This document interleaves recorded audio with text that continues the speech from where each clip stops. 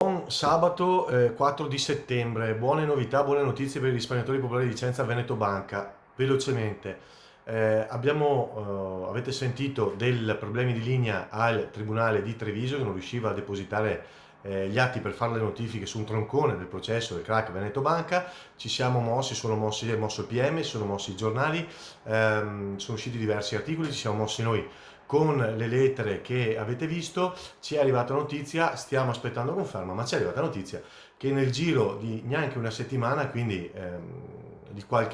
neanche una settimana, quindi da qualche ora, la linea con i tecnici è stata ripristinata e quindi diciamo che anche al Tribunale di Treviso adesso dovrebbero riuscire a trasmettere tutti i dati tramite questa famosa linea internet che non andava, non supportava tutto il lavoro che era necessario.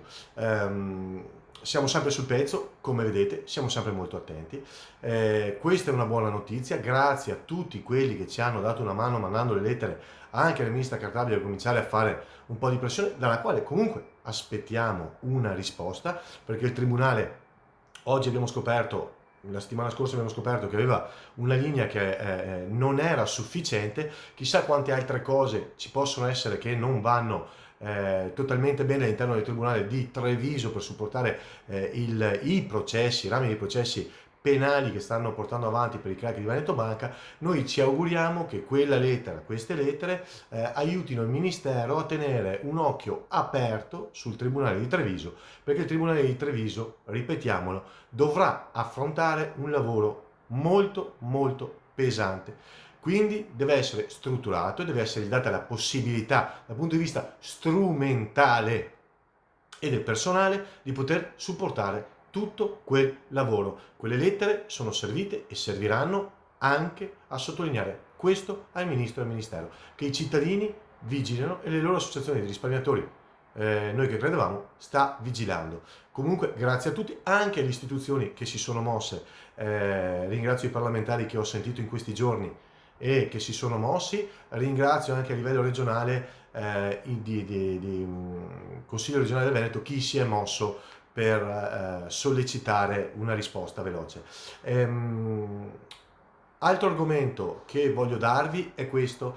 Sapete benissimo stanno arrivando i rimborsi al FIR, lo ribadisco perché qualcuno sta facendo finta di nulla o non ha capito, compresa qualche associazione che non so se sta facendo la furba o se ci sta macinando un po' su o se è vero che non sa.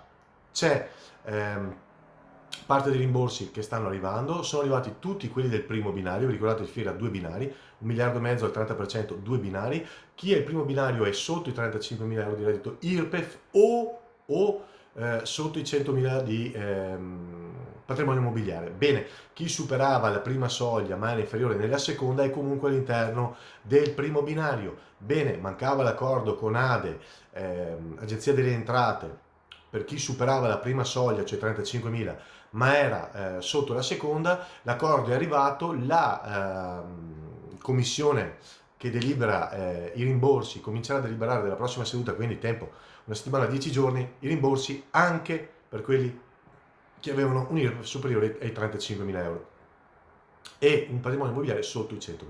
Quindi entro una settimana, 10 giorni dovrebbero cominciare a deliberare e entro un'altra settimana, 10 giorni dovrebbero cominciare ad arrivare i rimborsi.